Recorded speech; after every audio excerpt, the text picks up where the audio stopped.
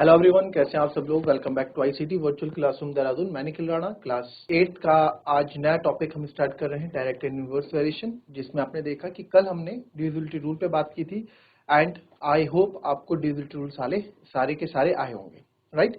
तो इस पे फोकस करें, कैलकुलेशन आपके लिए उतना ही अच्छा ही रहने वाला है, ठीक है। जितनी आपको याद रहेंगी, क्या जितनी कैलकुलेशंस, जितनी डिविजिबिलिटी रूल आपको अच्छे से याद रहेंगे, उतनी अच्छी आपकी क्या हो जाएगी, कैलकुलेशन हो जाएगी।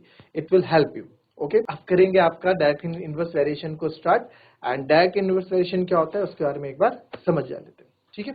तो डायरेक्ट एंड इनवर्स वेरिएशन बच्चों क्या होता है, आज थॉट ऑफ द डे नहीं कर पाए हम, कोई बात नहीं। तो डायरेक्ट इनवर्स वेरिएशन हमारा जो होता है वो होता है बच्चों, एक चीज डायरेक्ट इनवर्स, एक चीज बढ़ रही है, उसके बढ़ने से दूसरी चीज घट रही है, ये आपका डायरेक्ट इनवर्स वेरिएशन है। यानी कि एक चीज बढ़ रही है और दूसरी चीज घट रही है, या अगर दूसरी घट रही है तो पहली घट रही है तो दूसरी बढ़ रही है, ये आपका क्या होता है, डायरेक्ट और इनवर्स वेरिएशन होता है, ठीक है। तो इसको हम, इस चीज को हम यहाँ पढ़ेंगे, ठीक है। डायरेक्ट और इनवर्स वेरिएशन होता क्या है, इस चीज के बारे में यहाँ पे हम जानेंगे, राइट। अब देखो,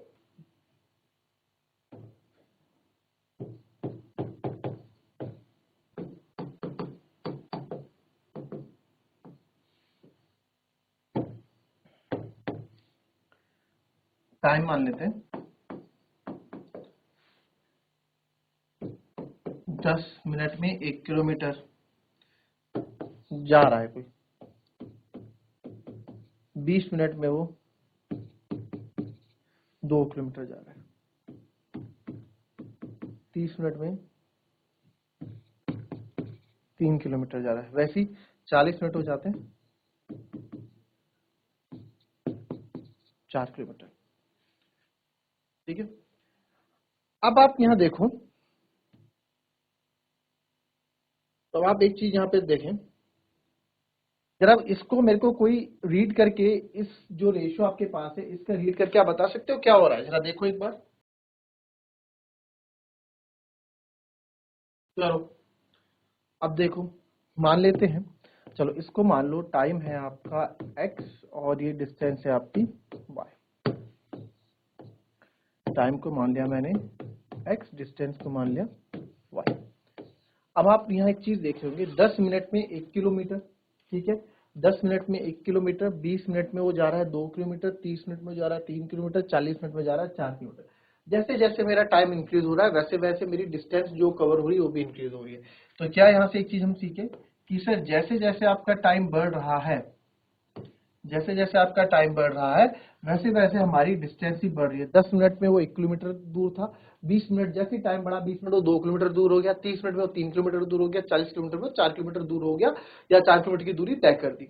तो अब आप यहाँ देख रहे हैं कि दोनों चीज बढ़ रही है। तो ये जो एग्जाम्पल है, जब दोनों चीज हमारी बढ़ रही होती है, दोनों चीज बढ़ रही होती है, तो वो एग्जाम्पल क्या है, डायरेक्ट वेरिएशन का।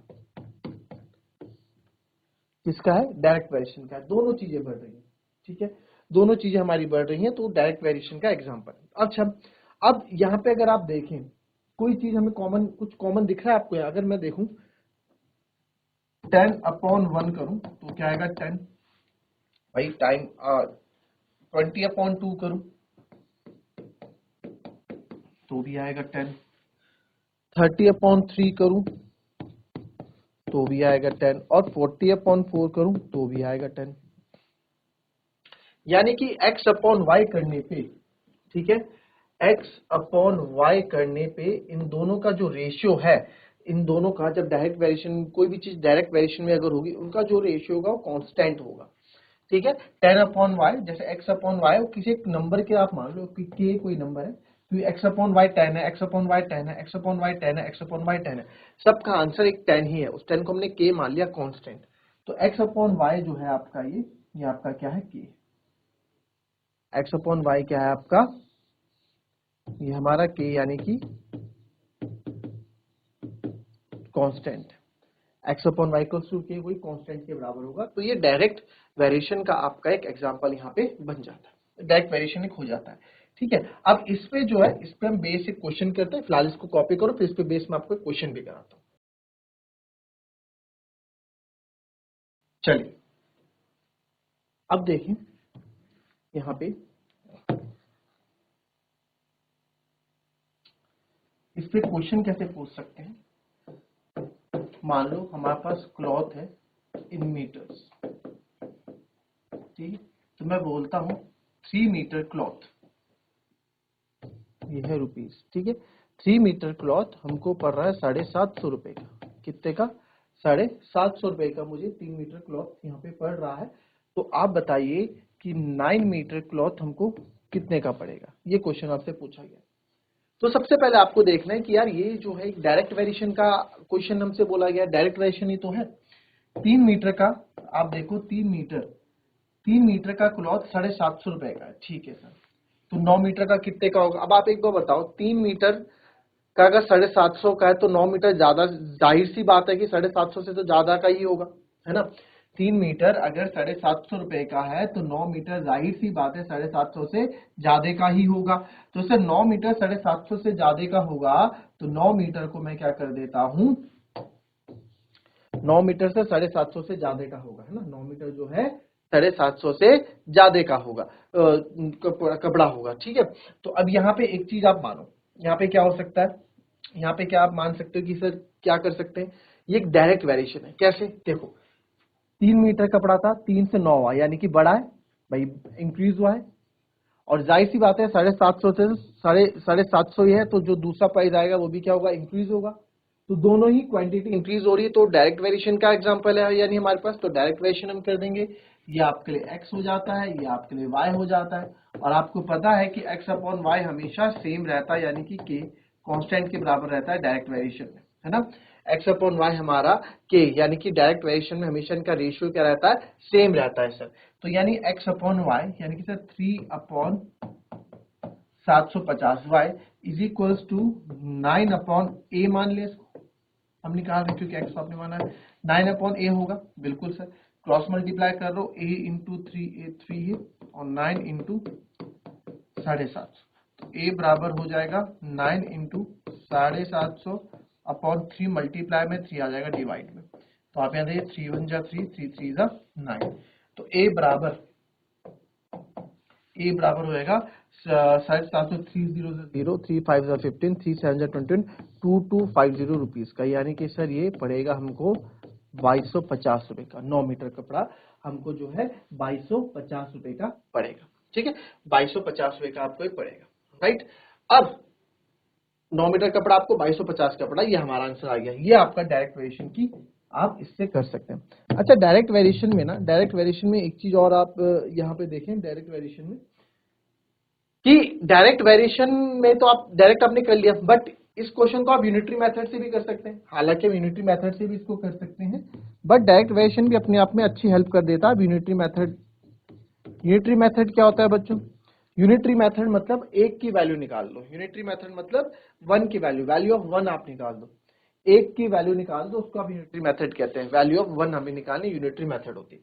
यानी कि सर अगर 3 मीटर कपड़ा 750 रुपए का, यूनिटरी मेथड मतलब पहले मैं 1 मीटर का निकाल लूं, तो मैं यहां से ज्यादा का निकाल लूंगा, ठीक है, जितना भी मुझे चाहिए। तो 1 मीटर कितना होगा? आप बोलोगे सर 750 बटे 3, यही होगा।